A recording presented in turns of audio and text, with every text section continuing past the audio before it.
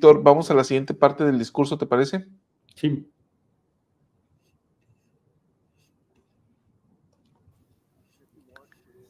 Si desean obtener la compañía del Espíritu Santo, deben desearlo por los motivos apropiados. Su propósito debe ser el propósito del Señor. Si sus motivos son demasiado egoístas, les resultará difícil recibir las impresiones del Espíritu Santo y sentirlas.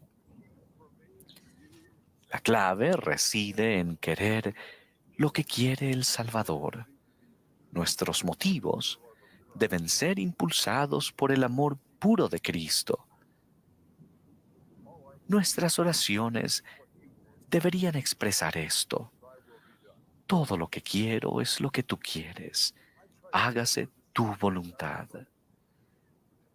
Intento recordar el sacrificio del Salvador y su amor por mí.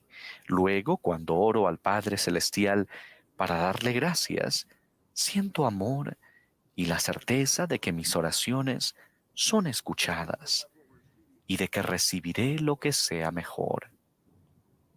Eso, para mí y para aquellos que amo, fortalece mi testimonio. De todo aquello de lo que testifica el Espíritu Santo, lo más valioso para nosotros quizás sea que Jesús es el Cristo, el Hijo del Dios viviente. El Salvador prometió: cuando venga el Consolador, a quien yo os enviaré del Padre, el Espíritu de verdad, el que procede del Padre, Él dará testimonio de mí. Hace años recibí una llamada telefónica de una madre angustiada que me dijo que su hija se había mudado lejos de casa. Del poco contacto que tenía con su hija, ella tenía la impresión de que le pasaba algo muy grave y me rogó que la ayudara. Averigüé quién era el maestro orientador de la hija y lo llamé, y por el nombre de ese título se dan cuenta que fue hace mucho tiempo. Lo llamé, era joven, pero me dijo que tanto él como su compañero se habían despertado durante la noche, no solo preocupados por aquella hija, sino con la impresión de que ella estaba a punto de tomar unas decisiones que le causarían tristeza y desdicha. Solamente con aquella inspiración del Espíritu fueron a verla. Al principio ella no quería hablarles de su situación. Bajo inspiración, ellos le rogaron que se arrepintiera y que escogiera la senda que el Señor tenía para ella. Entonces, ella se dio cuenta, yo creo que guiada por el Espíritu, de que la única manera en que ellos podían saber lo que pasaba en su vida era por medio de Dios. Una madre acudió al Padre Celestial y al Salvador con su preocupación derivada del amor.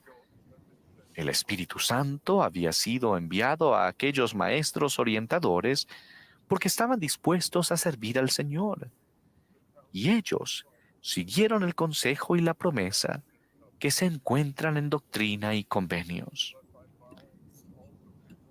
Deja también que tus entrañas se llenen de caridad para con todos los hombres y para con los de la familia de la fe. Y deja que la virtud engalane tus pensamientos incesantemente. Entonces tu confianza se fortalecerá en la presencia de Dios, y la doctrina del sacerdocio destilará sobre tu alma como rocío del cielo. El Espíritu Santo será tu compañero constante y tu cetro, un cetro inmutable de justicia y de verdad, y tu dominio será un dominio eterno. Y sin ser compelido, fluirá hacia ti para siempre, jamás.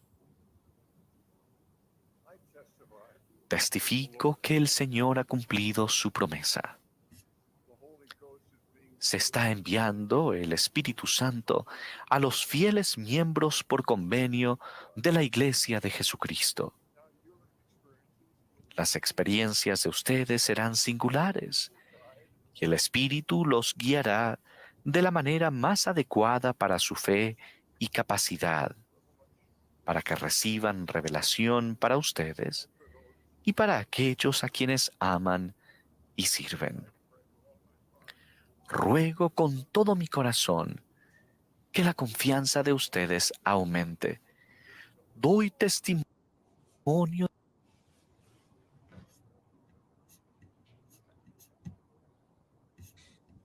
Algo que al margen noté de este último segmento, Víctor, es que el discurso dura 18 minutos, sí, por la velocidad a la que va el presidente Biden.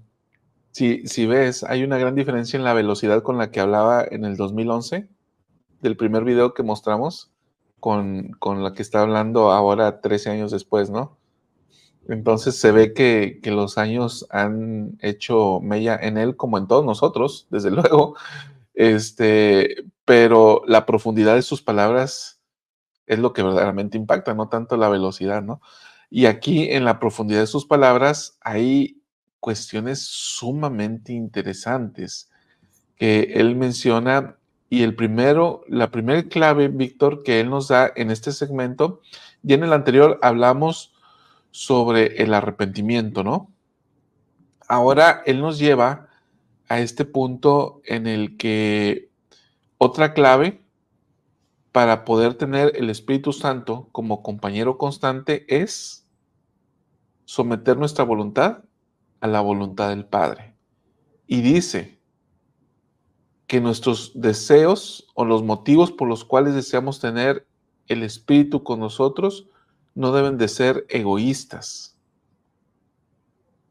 Y aquí, o que deben de, sí, dice la palabra egoísta, lo leo, dice, si sus motivos son demasiado egoístas, les resultará difícil recibir y sentir las impresiones del Espíritu. Debemos de tener los motivos apropiados, dice, y esos motivos apropiados tienen que ser o radicar en someter nuestra voluntad a la voluntad del Padre. Ahí lo parafraseé.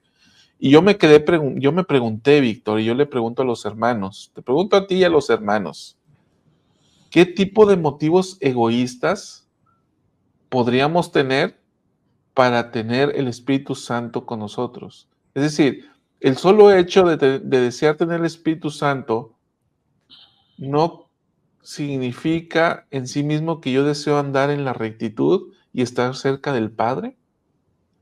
¿Qué tipo de pensamientos egoístas me pueden decir? Yo quiero tener el Espíritu Santo por esta razón, que no esté en armonía con el Padre.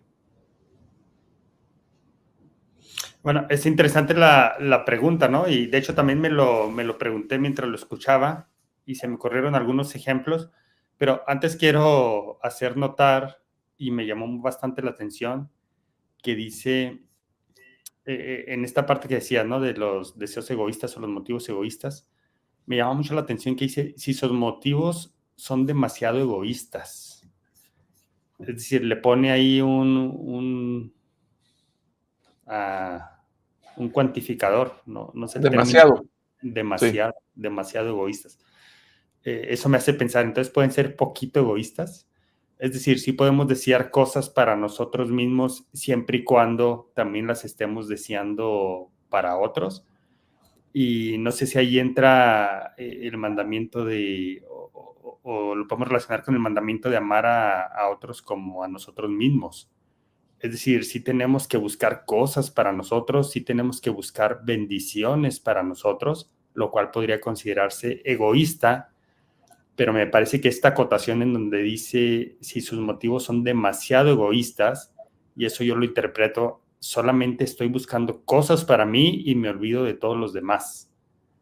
No sé si notas o me explico con esta diferencia, ¿no? De sí tenemos que pensar un poco en nosotros, sí tenemos que buscar cosas para nosotros, porque nuestra salvación es importante. Es decir, estamos buscando primeramente nuestra salvación. Entonces ahí entra un poquito el egoísmo, pero sería demasiado egoísta si me quedo solamente en eso y me olvido de todos los demás. No sé si lo estoy interpretando correctamente. Yo tampoco lo sé. Sí, es que es una pregunta que no tiene una respuesta correcta o incorrecta, ¿no? Solo es una pregunta sobre la cual vale la pena reflexionar y donde se pueden generar pensamientos muy oportunos, como por ejemplo aquí Enrique dice, sobre qué motivos egoístas nos pueden llevar a querer tener el espíritu con nosotros, dice, quiero ser mejor respondiendo en la clase, quiero que mi discurso se distinga, ¿sí? Quizás para poder enseñar mejor, o se pueda, o sea, puede entrar el ego. Fíjate, ese es muy buen ejemplo, estos que están poniendo los hermanos, porque la razón puede ser la misma y el motivo puede ser diferente. Es decir, yo puedo decir, yo quiero tener el Espíritu Santo para ser un excelente maestro. Pero ¿por qué quiero ser un excelente maestro? Para poder transmitir y hacer que se sientan el Espíritu los hermanos que me escuchan, para beneficiarlos a ellos, o para que digan, el hermano Víctor es muy buen maestro. Entonces, la razón es la misma, el ser un buen maestro, pero el motivo es el para qué. Entonces, hay muy buenos ejemplos esos que ponen en ese sentido. Que eso, Víctor, es fácil que suceda en nuestras aulas de la escuela dominical o en las aulas de seminario o de instituto, pero es mucho más fácil que suceda a través de las redes sociales. O sea, los que estamos en redes sociales fácilmente podemos perdernos en este concepto. ¿Por qué? A ver, ¿por qué quiero abrir un canal y tener un programa o dar una clase? Para tener más vistas, más likes, ¿sí? Son deseos egoístas, ¿no? Que aplican para nosotros. O los hermanos que están viendo, ¿por qué genero comentarios? Para que vean que hago muy buenos comentarios. ¿Sí? Y si yo dijera, yo estoy aquí porque me gusta enseñar, ¿sería un motivo egoísta? Porque estoy satisfaciendo un gusto, aunque el resultado pueda tener un impacto positivo en otros. Quizás no sea demasiado egoísta, pero sí tiene cierto grado de egoísmo. Egocentrismo, ¿no? Sí. Sí. No demasiado, pero sí algo. Entonces sí hay que, si vamos por ahí, tenemos que arrepentirnos, Víctor. Sí. Dice Félix Montes, dice, en cuanto a motivos egoístas, puedo decir hacer mi voluntad y no la del Padre Celestial. Ana Ramos dice, las preocupaciones por nuestros hijos nos ayudan a acudir más al Espíritu Santo, ¿cierto? Fíjate, un motivo egoísta, qué buena está esta de Mireya, en lo misional para tener más bautizos y cumplir números. Eso es muy egoísta, Víctor. Sí. Dice, a ver, por acá, José Manuel, yo creo que sí se vale pedir para nosotros porque estamos aquí para progresar en todo sentido, pero hay que dar al necesitado. El don del Espíritu Santo se ha dado a quien ha hecho convenios y todo don debe ponerse al servicio de los demás. ¿Será eso? Muy buena reflexión, ¿no? El Espíritu Santo es un don y ese don debe ponerse al servicio de los demás. Es una dádiva, pues, ¿cierto? Wilmer dice, el orgullo es la raíz de los males. Pregunta lo mismo que tú preguntabas, ¿no, José Manuel? ¿Es malo desear ser mejor maestro? Creo que en sí mismo no es malo. Lo que podría llevarnos a cierto grado de orgullo es los motivos por los cuales yo deseo ser mejor maestro. Ajá. Pero es perfectamente, como dice Pablo, es Pablo, ¿no? Que dice, quien desea ser obispo, buena cosa desea. Sí. Sí. Y hay quien dice que no se deben de desear los llamamientos en la iglesia. Desear tener un llamamiento en la iglesia, Víctor, es un deseo demasiado egoísta.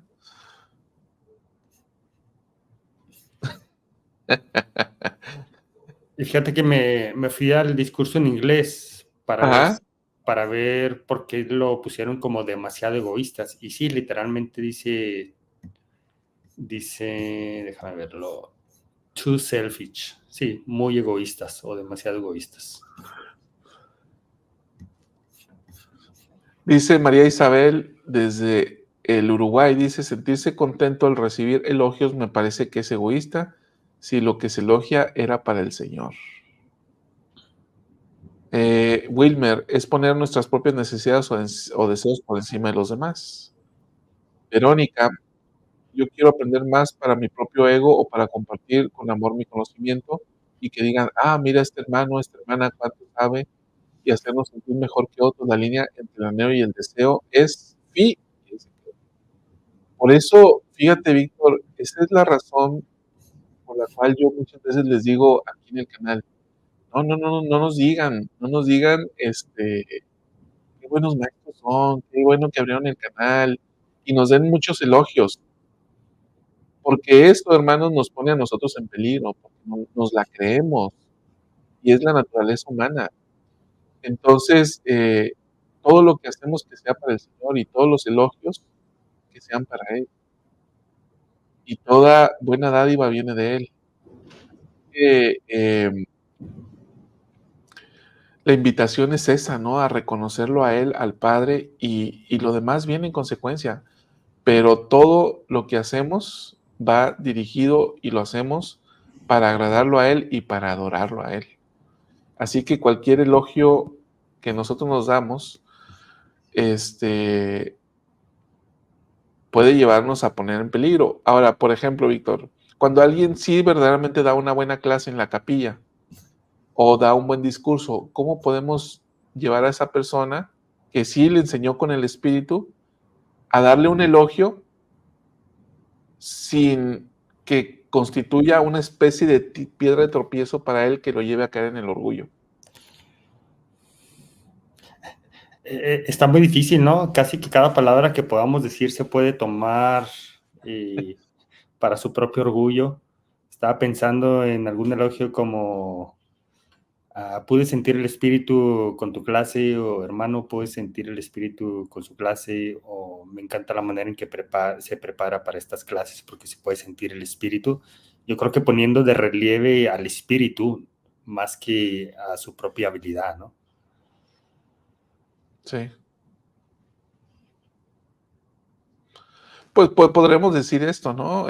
Me encantó el mensaje que dirigiste hoy en la reunión sacramental. Pude ver que fuiste inspirado por el Señor. Sí. Sí. Y ahí va la gloria al Padre, ¿no? Sí. Podría ser Sí, una forma. sí, es una forma, ¿no? Pero de cualquier manera me parece que no está en quién lo dice, sino en el que lo recibe. Porque con ese mismo comentario podría pensar, ay, soy tan bueno que el Señor me inspira, ¿no? Sí. O soy tan digno que el Señor me inspira a diferencia de otros, ¿no? Sí.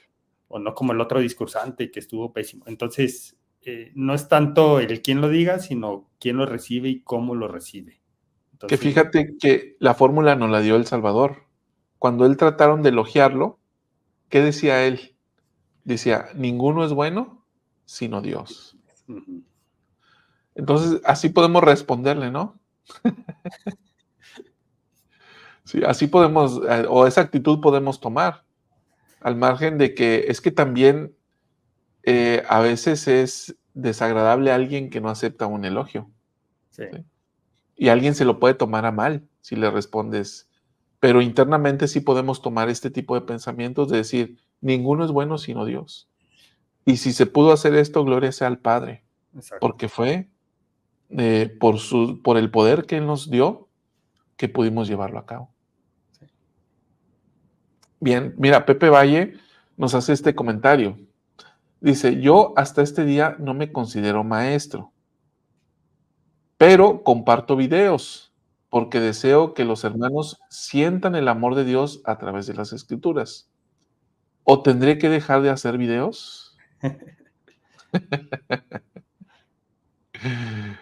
No dejes de hacer videos, Pepe, mejor vente aquí a la luz de la restauración. Aquí los hacemos juntos.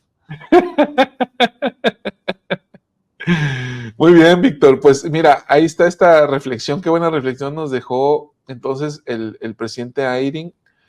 Ahora, dice, la clave es decirle en nuestras oraciones, todo lo que quiero es lo que tú quieres, hágase tu voluntad.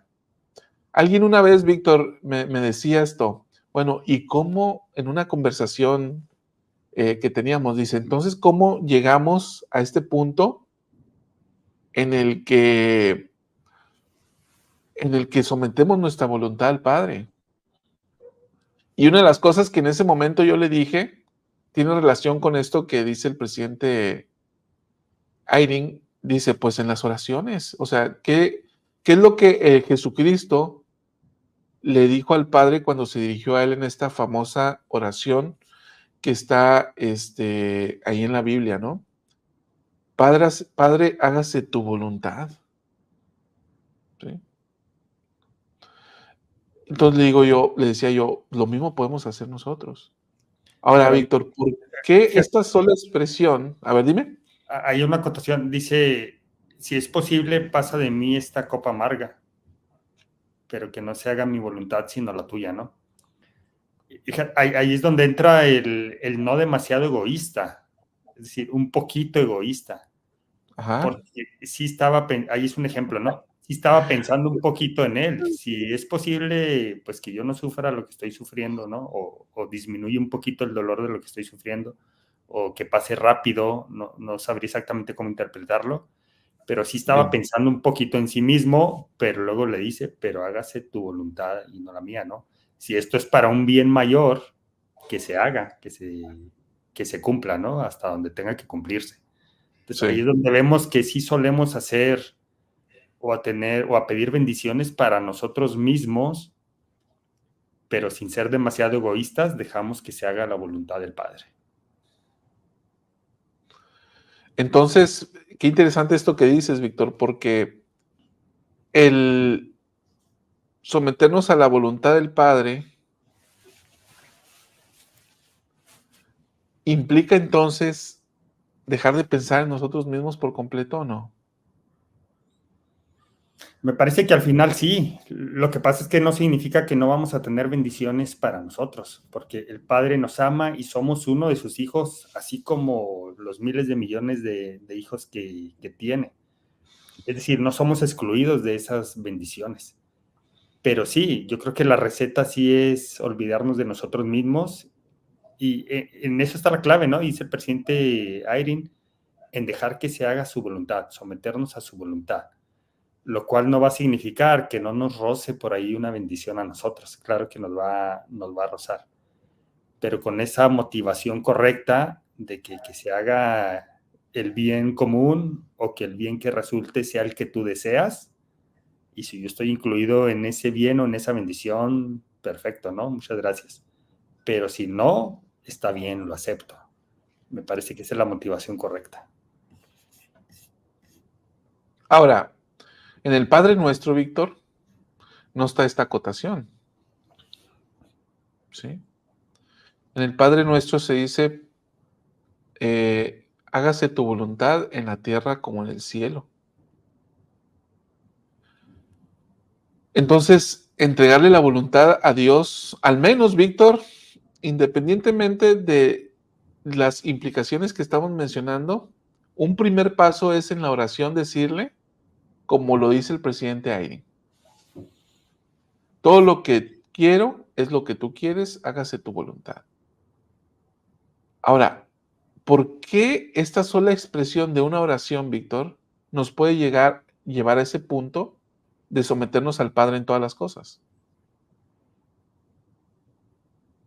¿Por qué el pronunciarlo, te refieres? Sí, porque esa es la pregunta que en esa ocasión, ahorita yo te decía que yo le dije eso a esta persona y me decía, ¿y ya? ¿Solo con decirlo en la oración y ya? Y yo me acuerdo que en esa ocasión le dije, pues sí, porque tú ya le estás expresando al Padre que lo vas a hacer. Sí. Y eso te va a llevar a todo lo demás. Pero, ¿es así, Víctor? Fíjate que yo creo que nuestras relaciones humanas, yo al estar hablando contigo, con cualquier otra persona, podría no ser totalmente sincero. Pero cuando reconocemos quién es el Padre Celestial y hablamos con Él, yo no me imagino, o al menos debo confesar que no lo he experimentado, de que no sea sincero con el Padre, cuando sé que Él conoce todas mis intenciones y conoce mi corazón. Entonces, si yo le estoy diciendo al Padre, hágase tu voluntad, o acepto tu voluntad, me parece que lo estoy diciendo de corazón, que es algo sincero. Estoy con Él, nadie más me está escuchando. Otra cosa es una oración pública, ¿no? Pero cuando estoy hablando directamente al Padre, entre Él y yo le digo, hágase tu voluntad, me parece que realmente le estoy demostrando que me someto a su voluntad, que tengo esa humildad para esperar lo que sea para mi bien en este momento o no, que al final todo será para nuestro bien y lo explica el presidente Ayrin. Quizás no en este momento, pero al final todo lo que recibimos del Padre será para nuestro bien tarde o temprano. Entonces me parece que al manifestárselo al Padre o al dirigirme al Padre diciéndole que se haga tu voluntad, yo creo que él lo aprecia como algo sincero. Me parece que sería algo sincero. Me costaría ver a alguien que le está hablando al Padre en una oración privada y que no esté siendo sincero con el Padre, como que trate de engañarlo, ¿no? O sea, no le veo sentido. Que esté diciéndole, Padre, hágase tu voluntad y en mis pensamientos en mi pensamiento y en mi corazón estoy deseando otra cosa, ¿no? Como si pudiéramos engañar al Padre. Así es. No tiene sentido, tienes razón, ¿no? Uh-huh. Es correcto. Pues entonces, Víctor, va la fórmula, ¿no? El presidente ahí nos dice, primero, despójate de ese egoísmo, ¿no? O que demasiados egoístas, ¿no? Los motivos que tengas para tener el Espíritu Santo como compañero constante. Dice, luego tienes que someterte a la voluntad del Padre en todas las cosas. Luego, después de esto, Víctor, en la estructura del discurso, él narra esta experiencia de esta madre que se despierta en la noche por su hija, lo contacta a él a su vez a los maestros orientadores, que eficaces fueron, por cierto.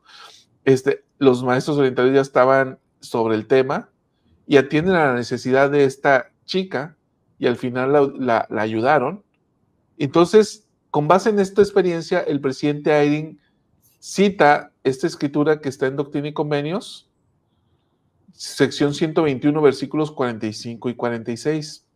Y aquí, Víctor, esta escritura es por demás interesante, porque en el versículo 46 dice, el Espíritu Santo será tu compañero constante.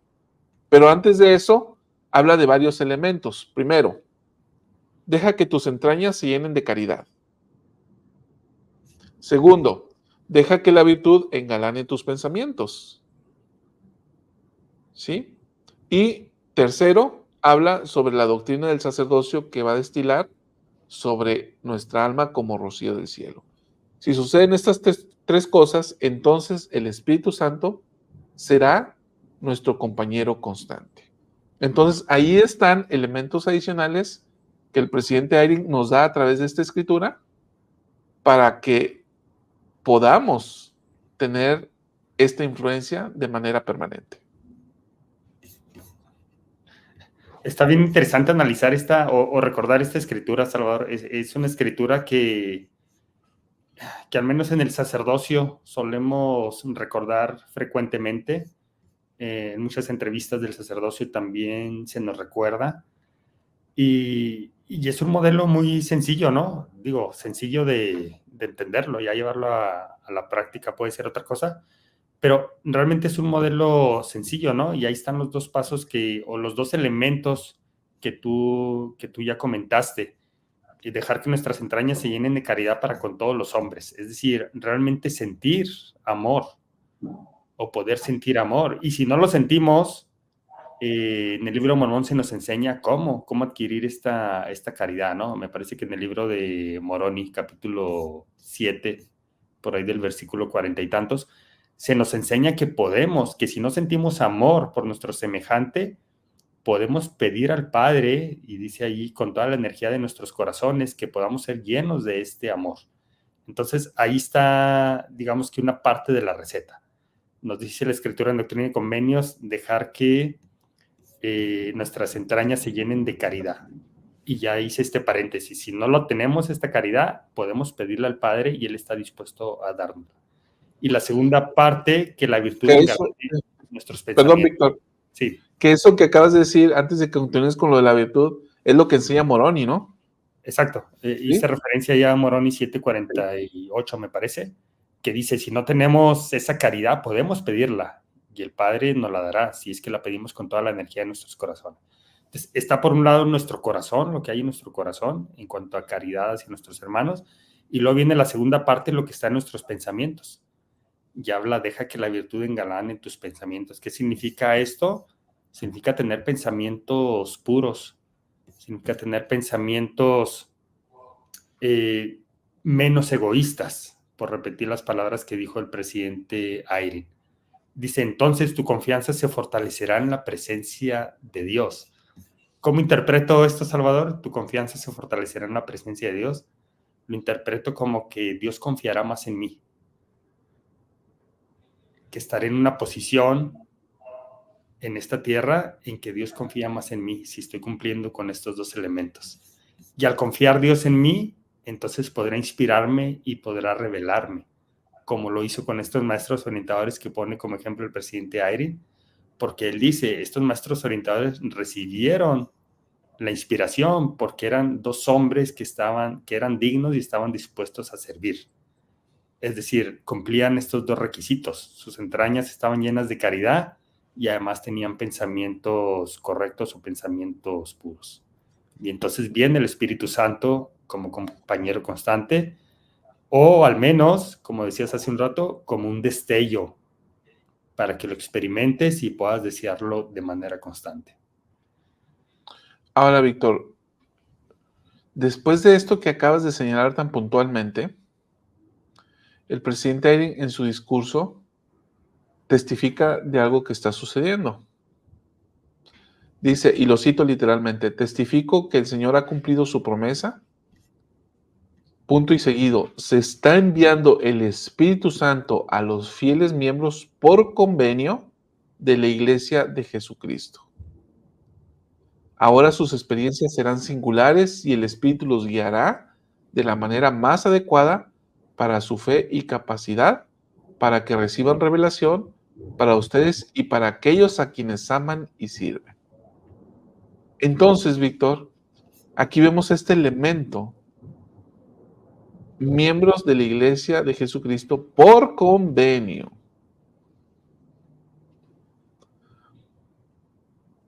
Entonces, en la medida en que nosotros concertamos convenios y los cumplimos, estamos habilitados para recibir esta influencia permanente del Espíritu.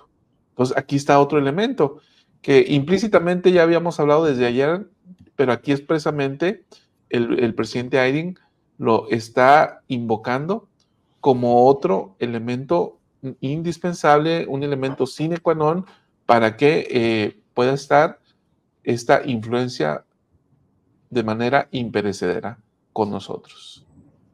Fíjate, Salvador, perdón, me llama la atención que hable en futuro, cuando dice, sus experiencias serán singulares, es decir, cada quien va a tener sus propias experiencias y el Espíritu los guiará. Ahí está hablando en futuro de la manera más adecuada para su fe y capacidad, para que reciban revelación para ustedes y para aquellos a quienes aman y sirven. Es decir, lo podemos aplicar al presente desde luego, pero ahí le mete un elemento del futuro. Lo puedo interpretar de dos formas, ¿no? Es decir, él está diciendo, si ustedes cumplen con esto, entonces el Espíritu los guiará.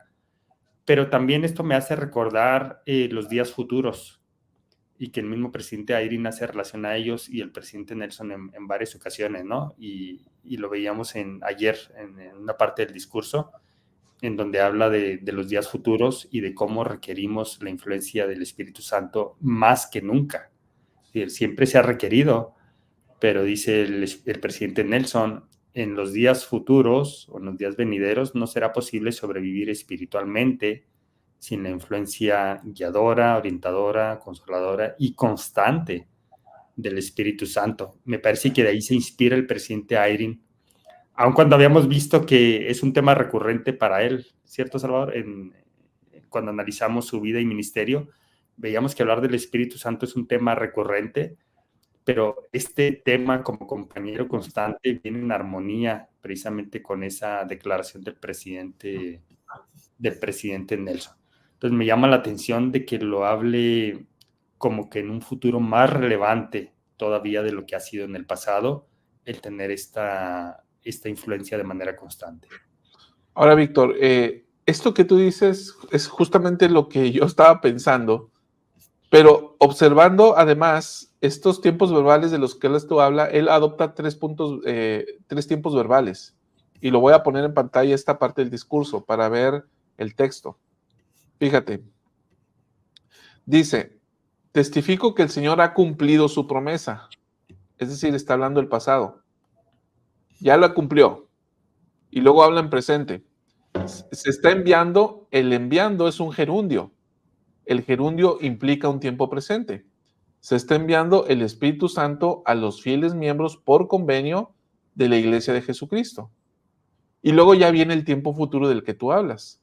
Ahora, sus experiencias serán, está viendo hacia el futuro. Entonces, ve cómo es que el presidente Eyring juega con el idioma, los tiempos verbales, y habla de lo que ya sucedió, de lo que está sucediendo y de lo que va a suceder en lo subsiguiente.